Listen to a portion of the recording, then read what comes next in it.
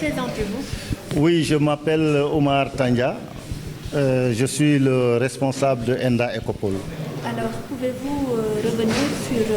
l'objet de cette signature de ce matin? Oui, merci beaucoup. Nous sommes réunis ce matin pour la cérémonie de signature du pacte social d'engagement des acteurs de métier de l'automobile. Il est le couronnement d'un travail de concertation multi-acteurs. Pour celui qui connaît le métier de l'automobile, il englobe et regroupe beaucoup d'acteurs. Et ces acteurs, conscients de leur rôle, conscients également de la place que leur métier est en train de prendre dans le concert du développement, nous ont saisis pour les accompagner dans la mise en commun de leurs efforts. Et un des résultats de ces concertations multi-acteurs, c'est la conception d'un pacte social. Et c'est ce pacte social qu'on a procédé à sa signature aujourd'hui, qui met l'engagement des uns et des autres ensemble pour dire que nous allons prendre en main les transformations futures qui nous engagent pour le devenir et le développement de notre nation.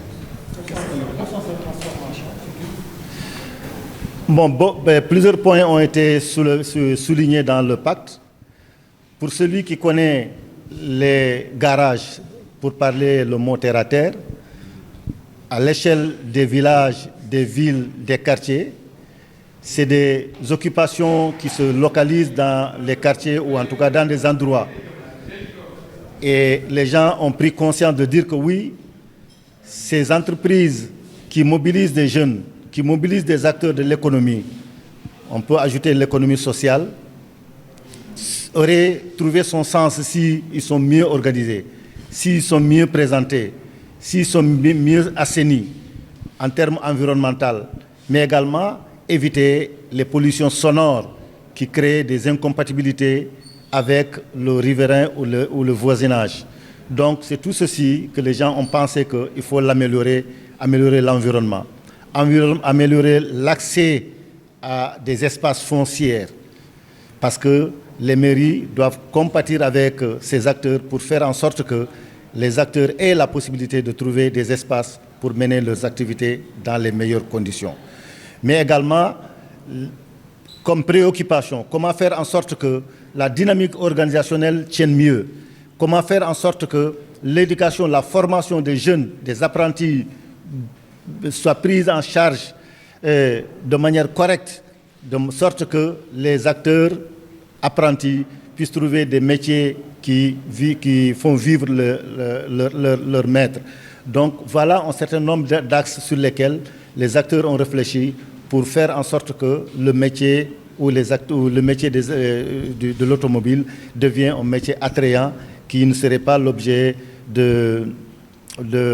vindictes populaires ou de jugements défavorables ou méprisants, mais c'est un métier qui offre beaucoup d'opportunités pour le développement de nos États. Waaw, maa ngi tudd Cheikh Dianka di président Revas national. Alors tey lan moo waraloon signature? Waaw, signature pacte bi tey dafa dëppook maanaam daje yu yaatu yoo xam ne def nañ ko ay xalaat yu baree bari def nañ ko ci le secteur de l'automobile ak acteurs yi nga xam ne nii ñoom lañ ko àndal. ñu daje ñaari yoon nag ñu njëkk a def benn séminaire fii à Dakar defaat beneen séminaire à Thiès tënku ci nag door a taxawal ne nañ taxawal lu ñu tënk ñu ànd ko pour fi ñu toll nii ñu jóge fi jëm ci feneen lu mel ne comme exemple économie sociale et solidaire boo xam ne dañ koy ànd ak acteurs yi nga xam ne ñoo nekk ci automobile yépp jële secteur bi point A mën naa ne dem ba point Z façon bi ñu taxawee woon façon bi ñu doon liggéeyee fi ñu tolloon ñu jóge fa jéem a jëm feneen yaatal ko ba nga xamee ne nii moo tax ñu ànd koog maire yeeg yëpp ñu ànd ak ñoom pour accès am ci suuf fu nit ñi mën a liggéeyee ndax soo xoolee mécaniciens yi dafa fu ñu leen di dëkkal mooy ñu ngi trottoir yi ñu ngi ci biir mbedd yi ñu ngi ci lu baree bari façon bi ñu koy defee ñu ne nag du noonu ndax léegi liggéey bi dafa moderne liggéey bi dafa am nu mu taxawee liggéey bi nit mën na ci yor boppam kon mu ngi aaju rek ci taxawaay bi ak doxalin bi ak changement mën a transformer secteur bi ba mu nekk lu dëppoo ak jamono. moo tax ñu ànd ko fas yéene signé pacte boo xam ne nii du ñun kese la ñun la ak acteurs yi nekk ci automobile yëpp ak ay partenaires yoo xam ne ñoom la ñuy àndal pour fi ñu bëgg a dem mu yomb mu oyof si ñëpp.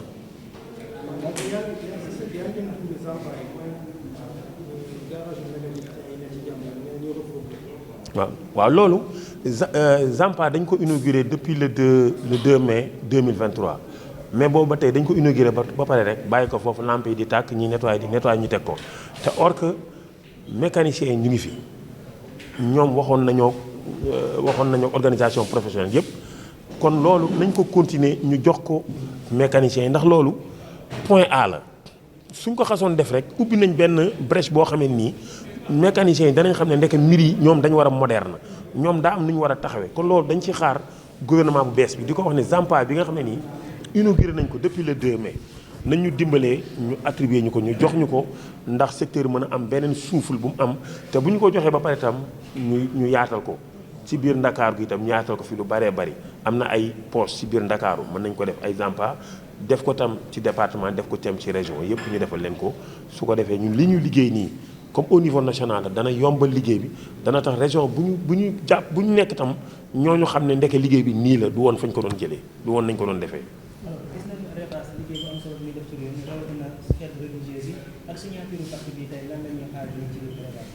waaw léegi dafay gën a baaxaat ndax partenaires yi am ay partenaires yu bari gis nga ñu ngi ciy dugal seeni loxo partenaires yu bari léegi ñëw nañ pour ànd ak ñun te loolu tam mayaat nga ma tam opportunité pour ma wax ci ndax loolu ñuy def dafa metti des fois sax dama naan nit ñi est-ce que duñ toog benn année mbaa 2 ans yoo xam ni dañuy toog ñu bañ ko def saa bu ñu ko waxee nga dégg ay automobile dañ naan yu bu leen ko xalaat parce que lu amal njariñ askan wi la dañuy def dépannage gratuite ci màggal gàmmu Popenguine yëpp ndax Popenguine fi ne muy jub nii ñu ngi jub encore Daaka mu ngi te yëpp dañ ciy dem kon dafay laaj appui nag nekkul ci xaalis kese appui dafa nekk ci lépp dafa nekk ci ay équipement dafa nekk ci ubbil ñu ay yoon dafa nekk ci yombal ñu ay équipement yombal ñu lu baree bari kon loolu buñ ci nguur gi jàppee yeneen partenaire ñoo dugal seen loxo day gën a yomb kon au lieu sax ñuy def dépannage gratuite ci màggal la gàmmu sax dañuy toog benn jour rek ñu ne Kaolack dañuy def 3 jours dépannage gratuite nii rek sans dara ndax waa Kolda def nañ 48 heures dépannage gratuit auto administratif mais bañ fa eggee yemuñu sax ci auto administration yi ñëpp ñoo ñu leen dépanne kon cela veut dire que besoin la boo xam ne ñëpp ñoo ko bëgg kon ñu ngi lancé appel rek ñëpp rek ñu jàpp ci ba nga xam ne loolu day mën a pérenne ci lépp su ko defee màggal yeeg gàmmu yeeg lépp dañ ciy def ay dépannage yoo xam ne nii ak ay équipe technique xale yi am xam-xam ndax xale yi léegi ñun comme lii ñu taxawal nii dana tax xale yi gën a am xam-xam gis nga waa GIZ ñu ngi ak ñun ci ay formation nii may waxee yéen ñi Diourbel ñu ngi fay def formation ci nouvelle technologie di monter oto lañ jël di def fa plaque ci kanam oto bi def fa logiciel boo xam ne ñun ñoo koy monter te ñu ngi Diourbel nii may waxee yow ñu ngi Diourbel di ko monter. dafa mel ni seen dans les instances de décision daa nekk jafe-jafe di jàllale seen i kàddu foofu noonu tey gis nañ présence su honorable député est-ce que mën nañ yaakaar ne ngeen jàllale seen kàddu ci waaw loolu tam dañ ko rafetlu lool ndax Sénégal lépp loo fi tënk mbaa lépp loo fi doxal la koy valider dëgg ma nga assemblée nationale ndax booy wax tam sa wax defe naa su ko benn honorable porté tey yóbbu ko assemblée nationale kon dafay gën a gaaw teet sa wax sa yuuxu day mën a egg fa nga bëggoon mu yegg ndax su xasee dem ba assemblée nationale te foofu décision yu bari fa lay jógee kon defe naa loolu ñu rafetlu nañ ko te am nañ ci yaakaar bu baax a baax pour mu continuer fa ñu bëgg a yegg merci jërëjëf c'est moi qui vous remercie. Honorable député Moussa Diakhaté, président de la commission des lois, de la décentralisation, du travail et des droits humains de l'Assemblée nationale.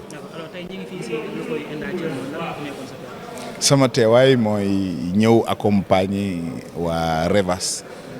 ceux qui sont dans le secteur de manière générale de l'automobile ci pacte bu ñu doon signé ak Enda Ecopole bi leen war a accompagner pour ñu dem dans la formalisation ci ay projets yu ñu taxaw pour que le métier de l'automobile puisse être pris en compte ñoom seen taxawaay seen nekkin ñu mën ko ñool ba boole ci lépp loo xam ni yaa ngi yëngu ci wàllu oto nooy fexe ba gis sa bopp ci li nga xam ne nii mooy lépp lu réew mi di doxal ñu ñëwoon teg ci woowoon ma nag comme député ma ñëw fekkee ko gunge leen ci liggéey bi di ci am kontante lool ci bi ñu ma wóoloo boole ma ci seen bopp yaakaar ma it pour ma doxal leen li ni mel au niveau des autorités et des décideurs notamment aussi au niveau de l'Assemblée nationale pour que ñu bàyyi xel bu baax le secteur de l'artisanat rawatina lépp lu jublu ci oto rawatina ci réew moo xam ne nag ñu ngi naan suba la wala ginnaaw suba ci la pétrole beeg gaz bi war a dox loolu daal moo taxoon ñu ñëw fekkee ci waxtaan wi en tant que député du peuple. waaw jéego yi njëkk avant assemblée sa ànd ak ñoom dem ci autorités yi fexe ba lii lépp loo xam ne nii ñëw nañ fa surtout ci wàllu aménagement ñu bàyyi leen xel espace ñoom li ñuy laaj mooy ñoom bu ñu sañoon jógee ci mbedd mi encombrement bi ñu leen di dàqee bu ñu sañoon ñu jógee fi waaye ñu may leen nopp bàyyi leen xel ba bu ñuy aménager utal leen ay barab yu ñu mën a taxawee di liggéey de manière digne professionnaliser seen métier loolu itam dinañ ci dox wax ko ñu yor wàllu aménagement waaye aussi ñu gunge leen ci protection sociale waaw ba koo xam ne bu demee ba liggéey ba war a wàcc mu mën a am loo xam ne ni mën a di ko am ndàmpaay le temps mu jël retraite am noonu it lañ ko waxee ci lépp loo xam ne ni environnement la ñu bàyyi leen ci xel ak banques yi ñu leen di dimbali ba njoram xam ngeen ni secteur informel li mu am ci réew mi moo ëpp presque 78% ah c'est dans le secteur informel loolu nag day baax ñu may leen nopp déglu leen rawatina ñun ñi nga xam ne ñoom ñoo ñu yebal assemblée ñu toogal leen fa pour di dox seen i soxla. waaw loolu bu ma waxtaanee ak ñoom ba ñoom ñu bëgg ko parce que paaka kenn du ko jiitu ci mbaram ñoom ni ñu gisee rek pare naa accompagner leen mu dem ci proposition de loi muy dem waxtaan ak autorités yi ba xam ni daal li ñuy laaj daal yaakaar naa ni aménagement fu ne di nga dégg ñu ne la hôpital garage waaye war nañ bàyyi aussi secteur boo xam ne informel boo ak activités yi su ko defee mécaniciens yi am fu ñu leen teg su ko defee ñu bàyyi mbedd mi dëkk bi rafet taaru ñoom ñu mën a liggéey bu ñol. Alors, je disais que, en ma qualité de président de la commission des lois de la décentralisation du travail, je suis venu répondre à l'invitation des acteurs du secteur de l'automobile au Sénégal, ici au niveau de ENDA Tiers Monde, accompagnés et diligentés par ENDA Ecopole, pour les accompagner à se formaliser. Ils sont tout le temps